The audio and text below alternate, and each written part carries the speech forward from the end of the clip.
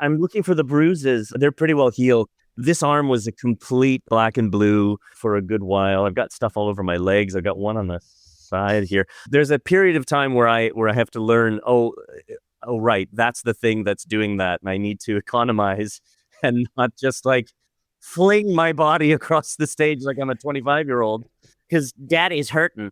Daddy needs physio. Let's get this show on the road. Wherever you are, get in your car and come on down, enjoy a show. If it's your first time, well, jump on in. By the end of this drive, you'll be a Shavian. No, let's get this show on the road. What's one of your favorite things when your shows are up and running? What's one of your first favorite things to do?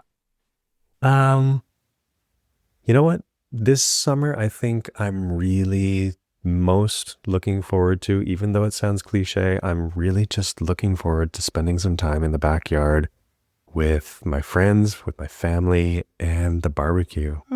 We've got this really great ceramic barbecue. It's a charcoal burning oven. You can do things like burgers and steaks, but you can also do really good smoked things like pulled pork or smoked chicken wings, ribs. I think that's what I'm most looking forward to. Oh, and a couple weeks ago, we were gifted by these lovely, generous, kind fans and supporters of the festival, Sheila and Leo. They gifted our family a hand-me-down bouncy castle so that Amelia could jump and play on a bouncy castle anytime that she wanted this summer. So in addition to the barbecue, we've got a bouncy castle for our daughter and any kids who want to come over. So I think that's what I'm most looking forward to this summer. Oh, wow.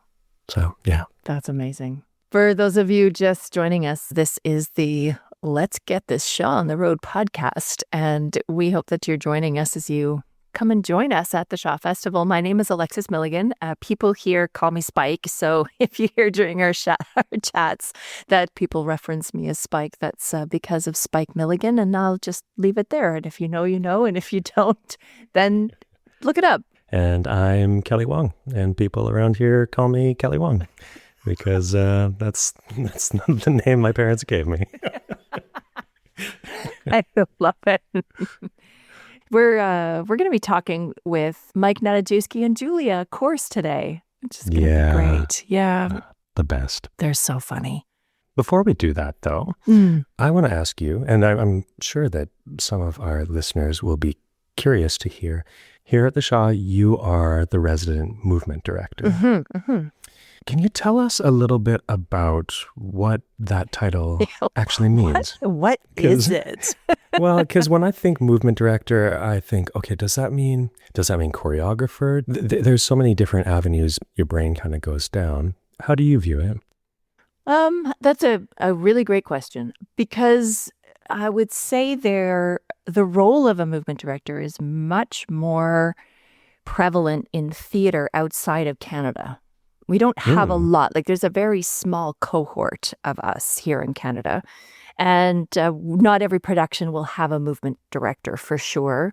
Definitely part of the budget line for a lot of theaters that have to prioritize other things. But when I am fortunate enough to be hired, it's a really interesting role because there could be choreography involved, right? It could be choreographing sequences. It could be choreographing dances, something like the Glass Menagerie. There's a waltz, so I was brought in as a movement director there. And the difference between it being choreography and movement direction is you actually are a part of the development of the scene, and the line between what's happening in the scene with the physicality of the characters, it's not like you go into a dance break. Like in a traditional musical where you might break into dance because you can't express your feelings anymore. Exactly. And that goes into a very specific set piece of music. And you have sort of that set rehearsal time and the very dedicated sort of organization. So, and I worked as a choreographer. That's where I started. I started in choreography when I was 14. So this is a difference. And that difference is really about the bodies in space and their story that is going forward. So the movement that we're doing has to come from the scene, it has to work through the scene, and the scene has to continue after that. And then my other half of my job is actually working with the actors themselves.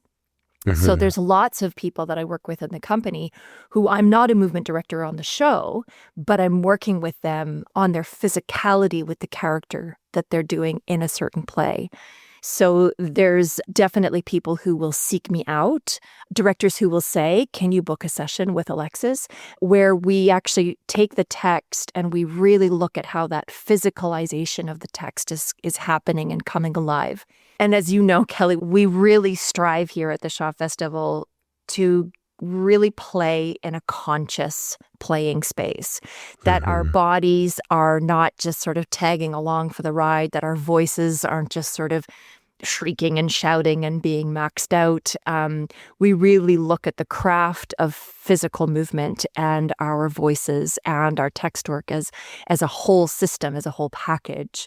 And so what I love about being a movement director here at the Shaw Festival is having that shorthand where we're really looking at what is your body saying before your words say anything. And that's the starting point, and that if you really don't have to move, let the words do the work. And again, the same thing with our voice work and why there's a real sense of how much that matters and the approach that we use to find resonance and this openness and vibration of sound, that it's in our capacity to really understand the impact we have on someone's listening ear. I think that's one of the really telling things about our company here is we can actually do that work without straining, you know? And two actors that demonstrate this beautifully, that I guarantee there's no one who comes to see them in the festival and thinks, I can't quite hear or understand what they're saying, or I don't really believe the physicality that they're bringing to the stage, are the two guests that we have today. We've got Mike Nadajewski and Julia Kors, both who people will see this season in Tons of Money and Gannett.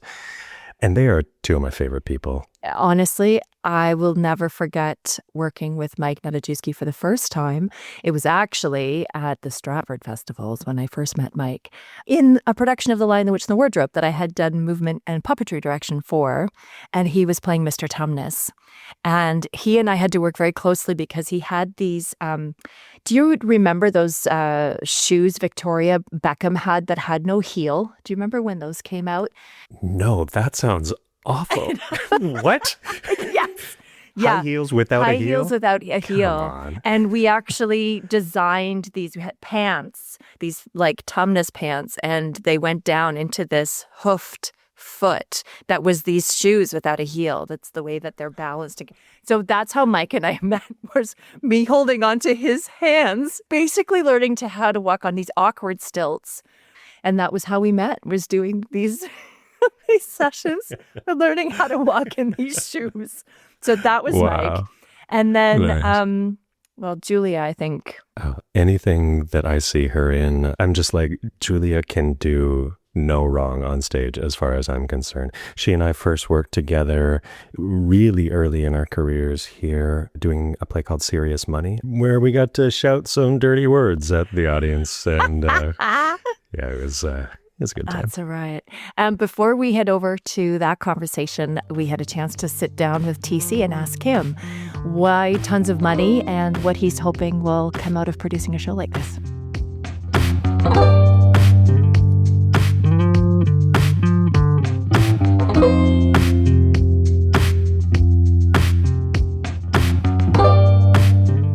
It was my predecessor, Christopher Newton, who said to me in one of our many cups of tea that I was lucky enough to have with him before he passed, you should think about doing some farces.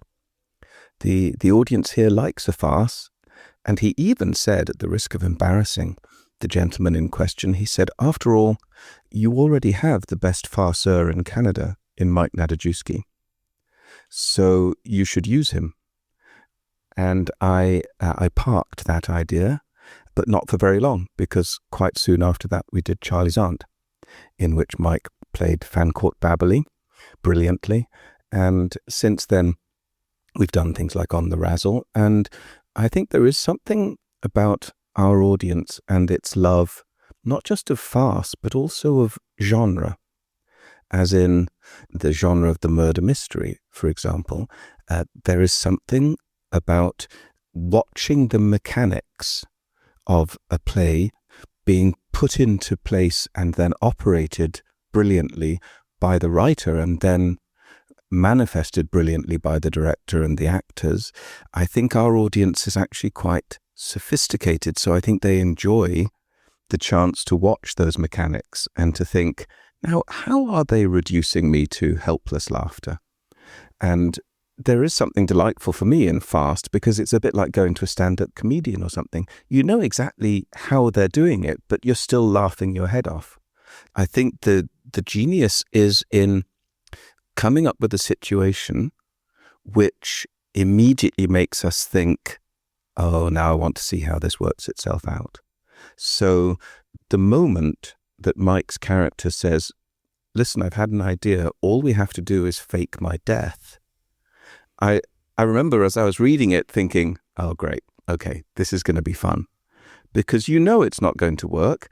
As with every play ever written, there's a moment in the play where everything goes wrong. But once you know that it's going to go wrong in that particularly embarrassing and avoidable way, you start rubbing your hands in glee.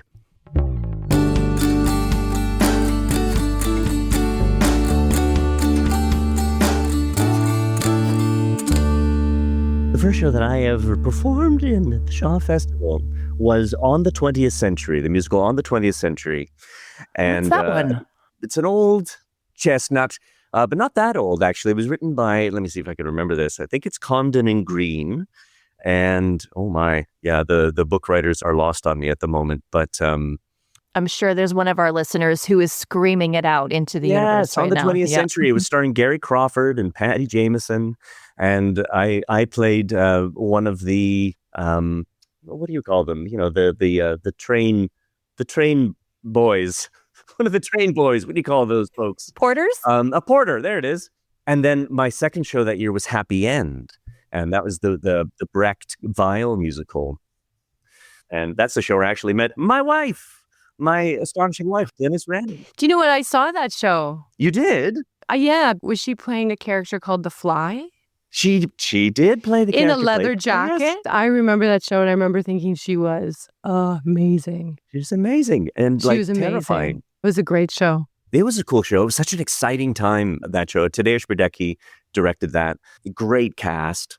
You know, Ben Campbell, Turvey, Blythe Wilson, Wendy Thatcher. Like, it was just great company. And it just felt like we were unearthing this jewel. And then to even amp it up even more, if I can nerd up for just another moment, on opening night was the time of the blackouts, the big giant 2003 big blackout on the East Coast. And they were doing rolling blackouts to distribute power to different parts of the community. So that night on opening, we weren't sure if the power was just going to go, which just sort of brought everything up to this really kind of, the audience knew it, we knew it. It was absolutely thrilling. Yeah, it was great. So that was my awesome. That was my first time at the Shaw. It was pretty great. And how early in your career was that? Were you fresh out of school or had you been gigging? I was 24. I had been working out in the world for a couple of years. Yeah, I think I was 24 when I arrived.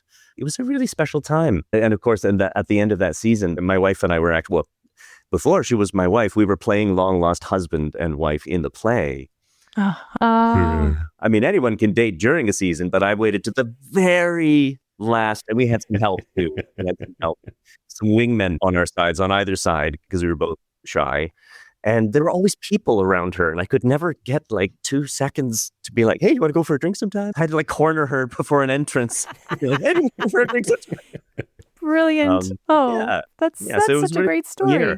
Yeah. Okay, Julia, first show at the Shaw Festival. When did you make your debut? Well, Kelly and I think we were in Serious Money together, right, Kelly? Yeah, we were. Yeah, so that was my first season. So that was Serious Money by Carol Churchill and a play called The Women by Claire Booth Luce, I believe her name was.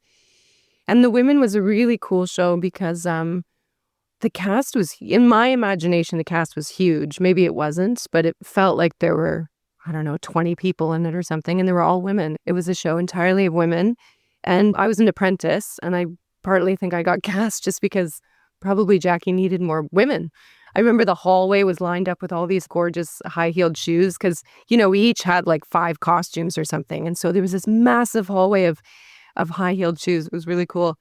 And then in Serious Money, that was with Ida. Ida directed Serious Money. Oh my goodness. Okay, wait a minute. Tons of So Money, you're right? in Serious Money, directed by Ida when you first come to and now you're in Tons of Money, directed by Ida this season.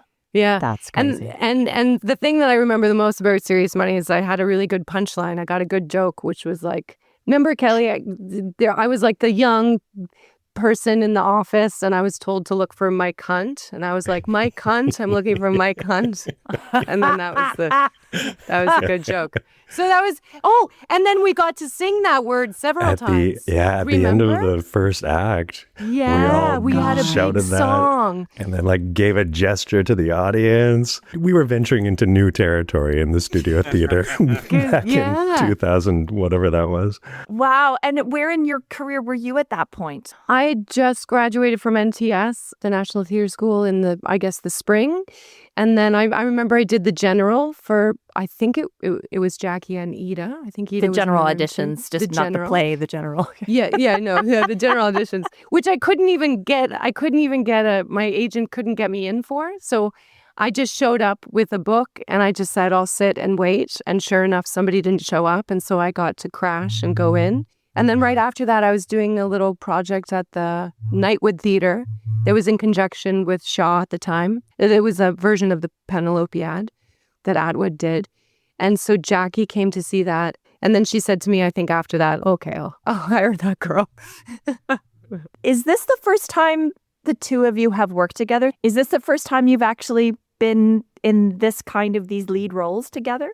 Yeah. It is. The first time we've ever worked together. It is. I don't think we had much of a conversation before this. No, we didn't. Like I said, basically said hello, and I think I said like something like I loved you in that show. But I've been a fan of yours for years, and I was so excited. You're kidding. That is not the truth. Yeah, we're just getting to know each other right now. Yeah.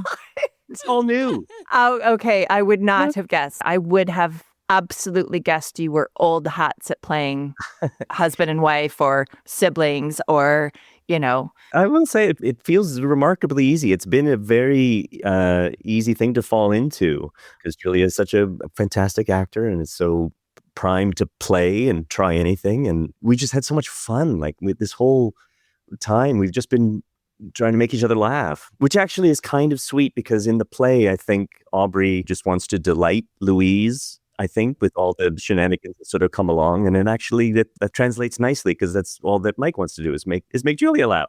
And so it's actually quite, so it's a nice substitution there. It works out quite well. And we're all doing that. We were a little worried at one point. We were having a very difficult time getting through without falling apart. There's little traces of it still, if you can look for this, because it's actually, I think it's quite delightful actually when we're all amusing one another. I'm completely professionals, of course, but of course, yes. But how can you not? Why not? I think that's part of the spirit of the thing. What's the story of Tons of Money? If people, they're flipping through their program, they're deciding they're heading to Niagara-on-the-Lake for the weekend, they're going to come and see a show, what would draw their attention towards Tons of Money? It's about fraud.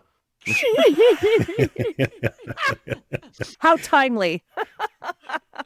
Yeah. So the loose kind of basic storyline is a couple that's in a ton of debt. Aubrey, the husband, his brother dies and leaves them a bunch of money. And they have this moment of being thrilled. It's all their problems are solved.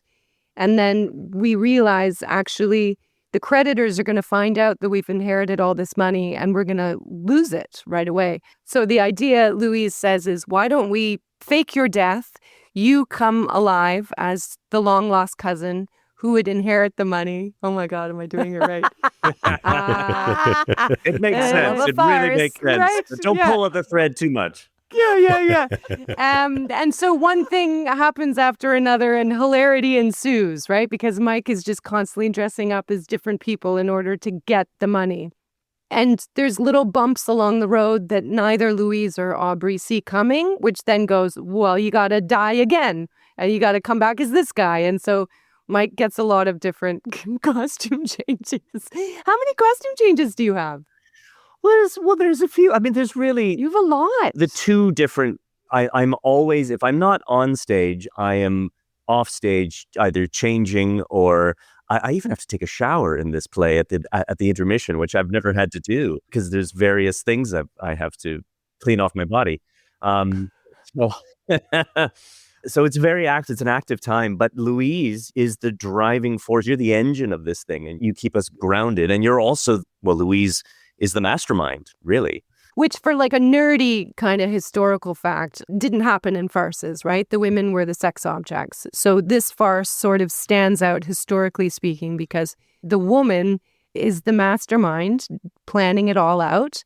Sex isn't part of it. Do you know what I mean? Like in a great way, like for a woman to be like, I don't have to be all dolled up and whatever. That's not the way she works. It's all intellect, which is great fun, obviously, as an actress. Maybe we could dive into that a little bit about farce in general, because it's not easy. A farce is actually very complicated. I'm wondering, when did you first start encountering farce yourself? And I guess, how do you get good at it? Yeah, Mike, you answer this. You must have done a million farces. I've done a few, and I'm looking for the bruises. They're pretty well healed. This arm was a complete black and blue for a good while. I've got stuff all over my legs. I've got one on the side here. There's a period of time where I have to learn, oh, right, that's the thing that's doing that. And I need to economize and not just like fling my body across the stage like I'm a 25-year-old because daddy's hurting. Daddy needs physio.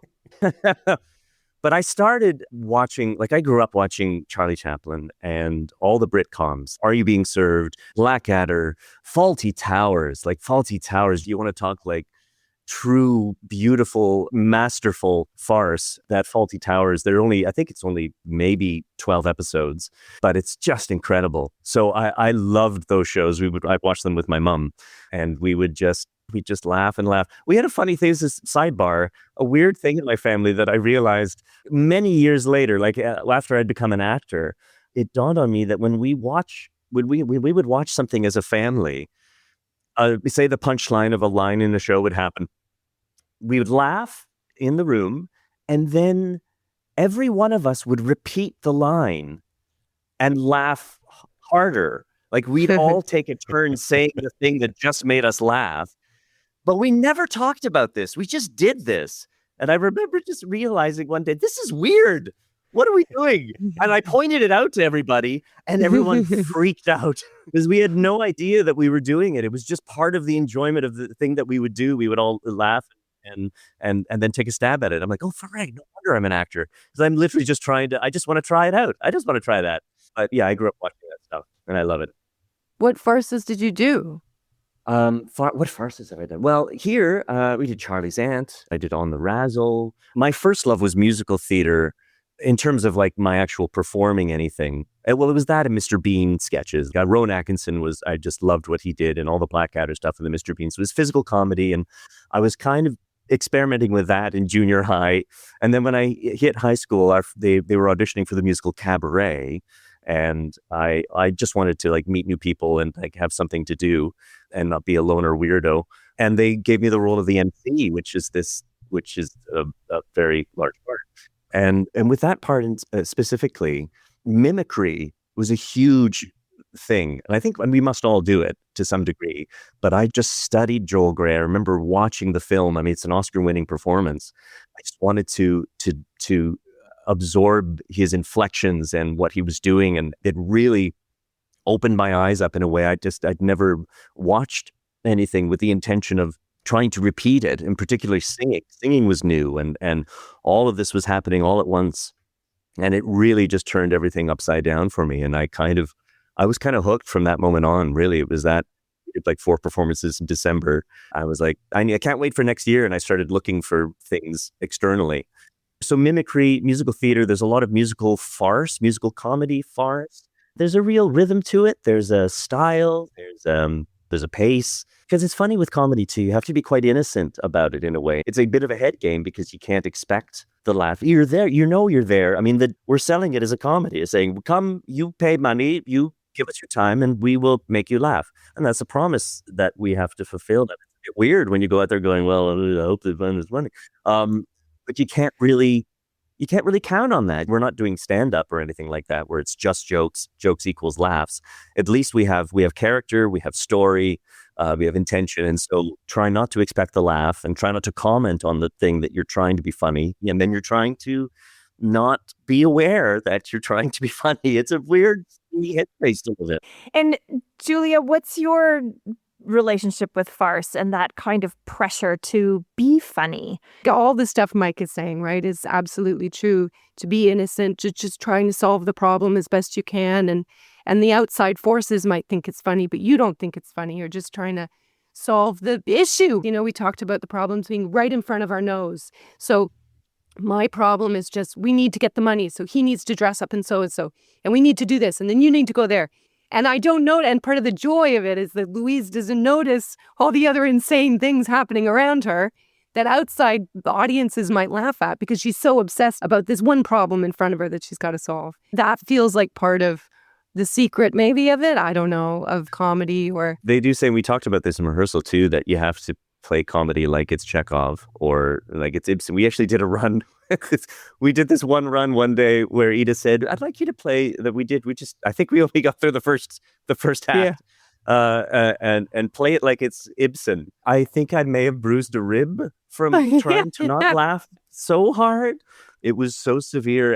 And what was even really revealing, what was great, there were some moments that actually it didn't feel any different than what we had been playing. And then that's a reality for these characters. Like, this is the truth for them. I'm just wondering, you talked a little bit about rehearsals. What was it like working with Ida? Have you both worked with her, Ida, before? It's my first time. I've noticed since when I was 25, I think I met her. But yeah, my first time.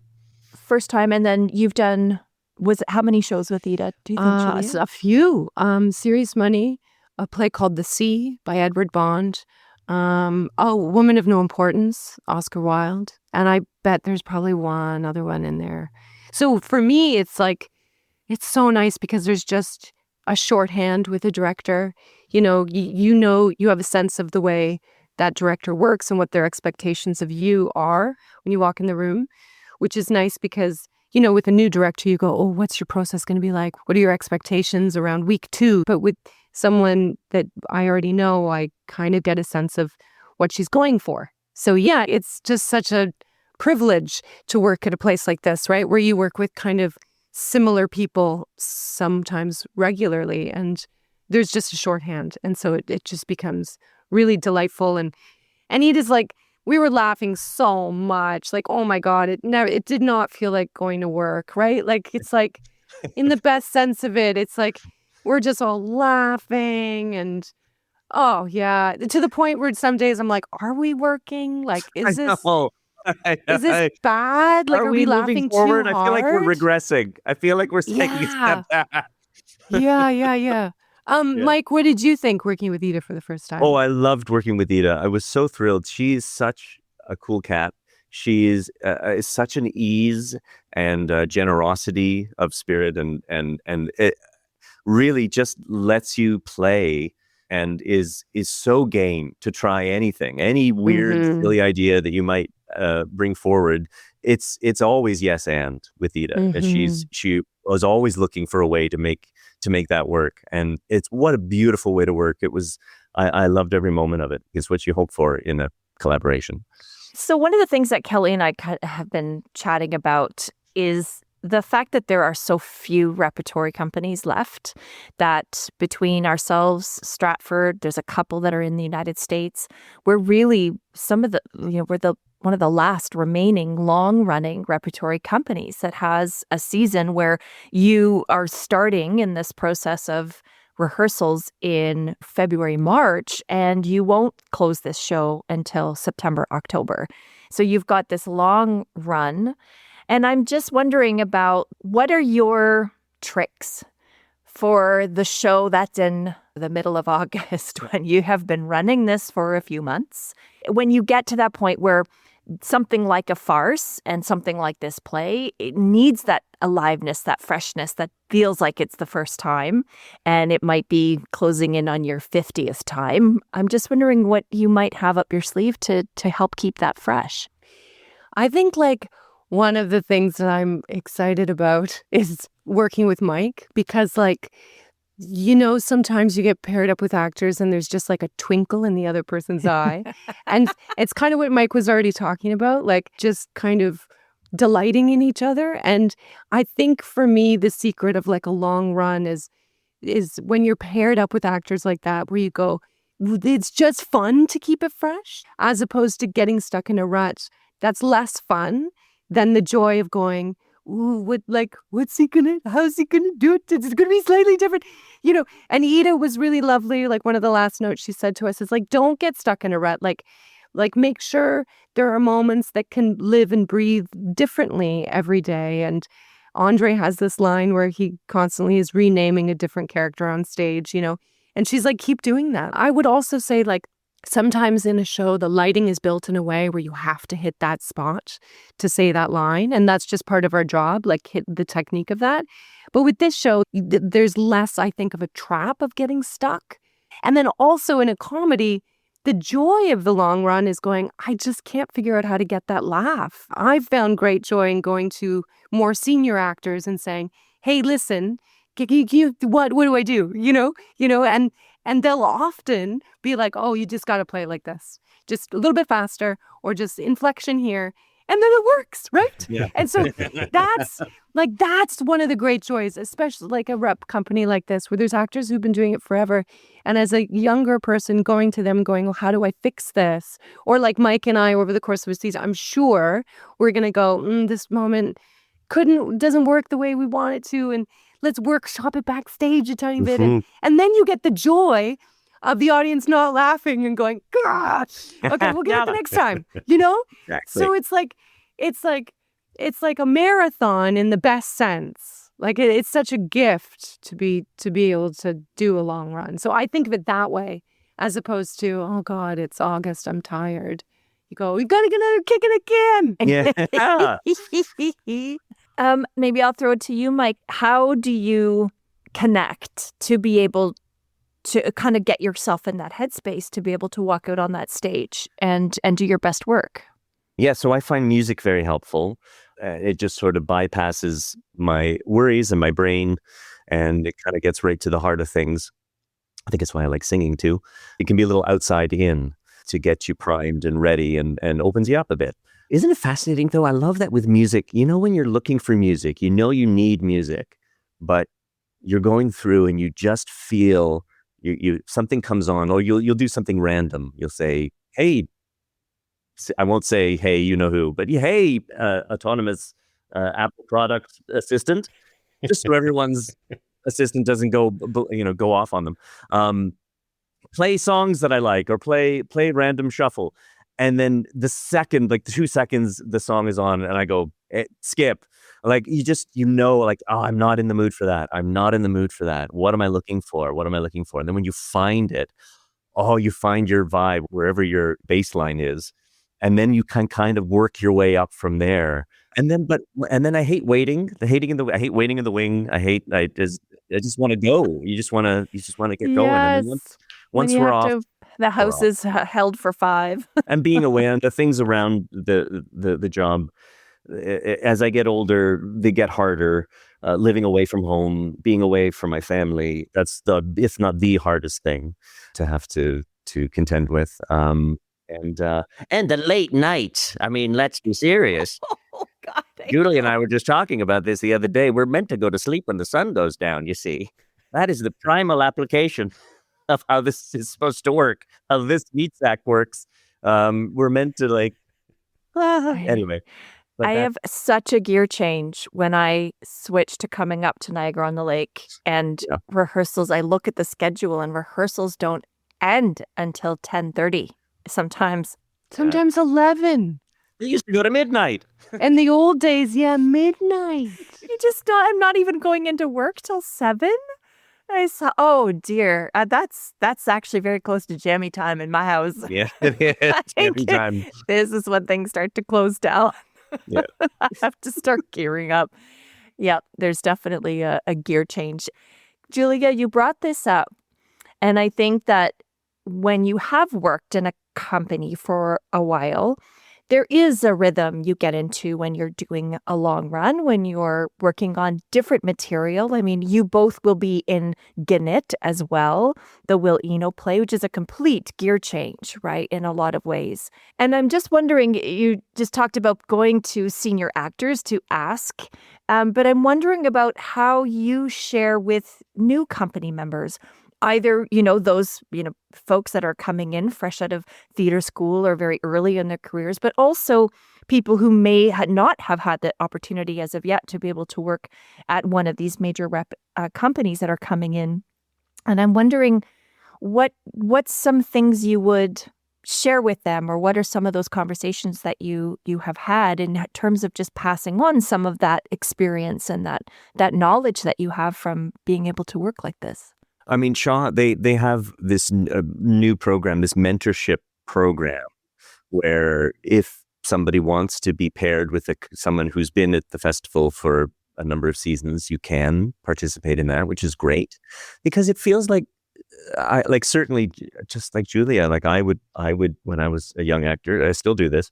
I'll go up to a senior actor and I'll ask them about, I'll say, this isn't working. Should it be this? Should it be that? That's how I learned. I mean, I didn't go to theater school. I really was thrown into it all. I seemed to learn better. I learned early on that I learned best by being kind of thrown into the deep end and swim, boy. So I learned at the knee of so many. It chokes me up when I think about just the incredible generosity that I experienced from these incredible people.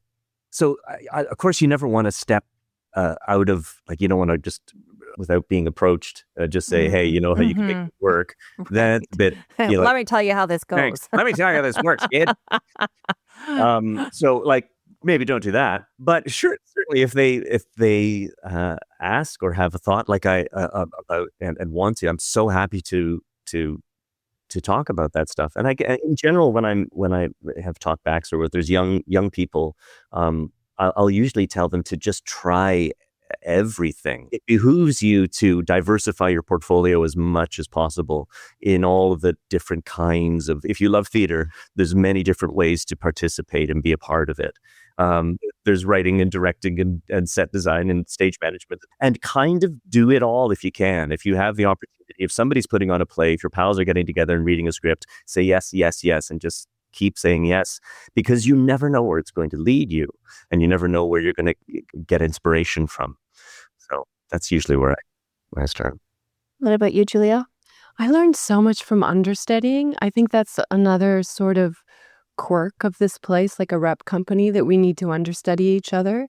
And as a young actor, being able to understudying actors who are a bit older, have had more experience, I learned so much. Like in The Women, that first season, I understudied Jenny Wright, and she's such a great, funny actor, right? And it was a great part. And it was like my first season. I was like, I'm just out of theater school, but I learned so much from her. She's such a master of punchlines, right? And so as an understudy, your job is to copy that, copy those choices, make them your own, but to serve the play should something happen and you need to step in for that person.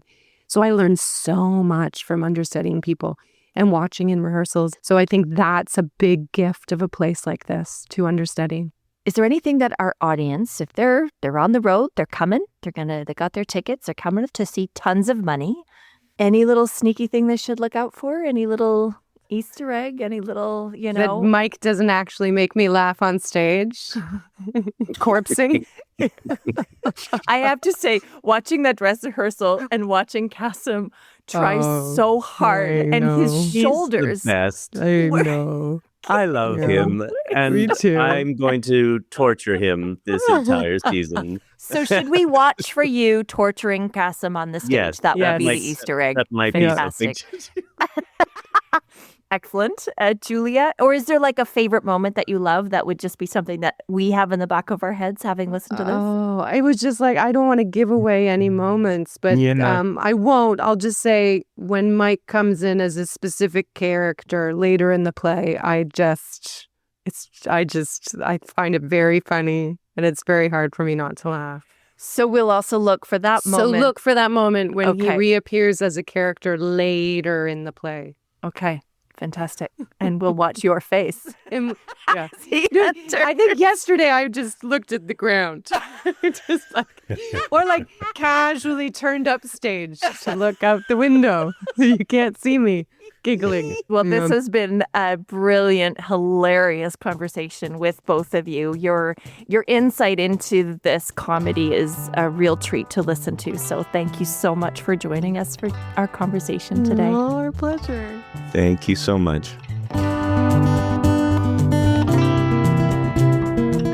Tons of Money is playing until October 5th. Tickets available at shawfest.com. Thank you to Mike Nadajewski and Julia Corse for joining us on the road today, and thank you, as always, for listening. If you have questions, thoughts, or just want to say hello, drop us a line at podcast@shawfest.com. Let's Get This Shaw on the Road is hosted by Alexis Milligan and produced by me, Kelly Wong. Original music by Travis Cito. You can find us on Apple Podcasts, Spotify, or wherever you're listening to us right now. Follow the show to get new episodes in your feed every Thursday. And if you're enjoying it, leave us a review. It helps others discover the show and join in on the conversation. Next week, we are joined by Marla McLean and Graham Somerville. We're going to chat with them about the production Dear Liar, which will be in the Spiegel tent, and find out a little bit more about this wild correspondence of letters between George Bernard Shaw and actress Mrs. Patrick Campbell. We'll see you then. Let's get this show on the road.